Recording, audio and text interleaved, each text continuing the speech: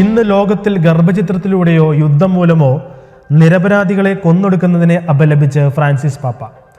ഇങ്ങനെ കൊല്ലപ്പെടുന്ന കുഞ്ഞുങ്ങളെ പാപ്പ വിളിക്കുന്നത് ഇന്നിൻ്റെ ഉണ്ണീശോകൾ എന്നാണ്. കുഞ്ഞിപ്പൈതങ്ങളുടെ തിരുനാളോടനുബന്ധിച്ച് നൽകിയ സന്ദേശത്തിലാണ് പാപ്പ ഇപ്രകാരം പറഞ്ഞത്. ഹെറോദേസിന്റെ കാലത്തെന്ന പോലെ ദൈവിക വെളിച്ചത്തെ എതിർക്കുന്ന തിന്മയുടെ കുതന്ത്രങ്ങൾ ഇന്നും നടക്കുന്നുണ്ട്.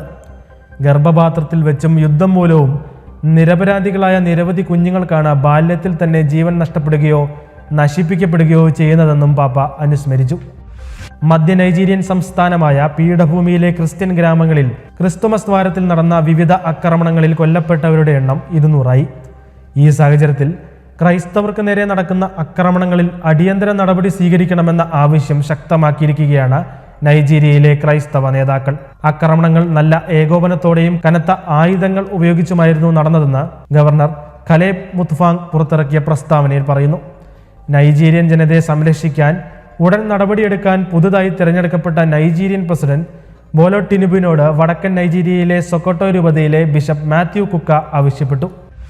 ദിവംഗതനായ ബെനഡിക്ട് 16 പാപ്പായുടെ മുൻപ് പ്രചരിപ്പിക്കപ്പെടാത്ത സ്വകാര്യ പ്രഭാഷണങ്ങൾ വരും വർഷങ്ങളിൽ പ്രസിദ്ധീകരിക്കുമെന്ന് പ്രഖ്യാപിച്ച് വത്തിക്കാൻ പബ്ലിഷിംഗ് ഹൗസാണ് ഇക്കാര്യം വ്യക്തമാക്കിയത്.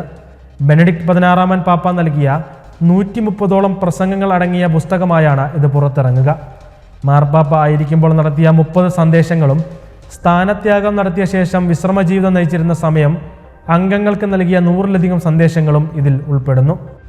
ഹിസ്ബുള്ളയുടെ റോക്കറ്റ് ആക്രമണത്തിൽ ഉത്തര ഇസ്രായേലിൽ സ്ഥിതി ചെയ്യുന്ന സെന്റ് മേരീസ് കത്തോലിക്ക ദേവാലയത്തിന് കേടുപാട് സംഭവിച്ചു. 1951 ഇസ്രായേൽ ആധിപത്യം നേടിയ ഇക്രിത് എന്ന അറബ് ഗ്രാമത്തിൽ നടന്ന ആക്രമണത്തിൽ 9 ഇസ്രായേലി സൈനികർക്കും ഒരു പൗരനും പരിക്കേറ്റു.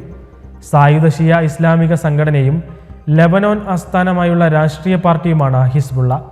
സംഭവം ഐക്യരാഷ്ട്രസഭയുടെ സുരക്ഷാ സമിതി പാസാക്കിയ 1701 പ്രമേയത്തിന്റെ ലംഘനമാണെന്ന് ഇസ്രായേലിന്റെ വിദേശകാര്യ മന്ത്രാലയ ഡെപ്യൂട്ടി വക്താവ് അലക്സ് ഗാൻഡ്ലർ പറഞ്ഞു.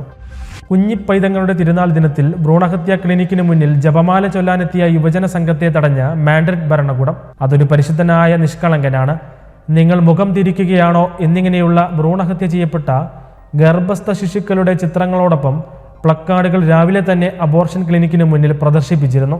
10ഓളം പോലീസുകാരെ ഉപയോഗിച്ചാണ് മാഡ്രിഡ് ഭരണകൂടം പ്രോ ലൈഫ് പ്രവർത്തകരെ കയ്യേറ്റം ചെയ്തത്.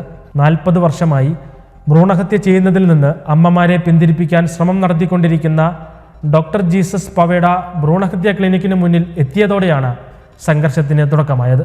സത്യസഭയെ അനുദിനം അറിയുവാൻ, സഭയെ സ്നേഹിക്കാൻ സൺഡേ ശാലോം യൂട്യൂബ് ചാനൽ ഇപ്പോൾ തന്നെ സബ്സ്ക്രൈബ് ചെയ്യുക.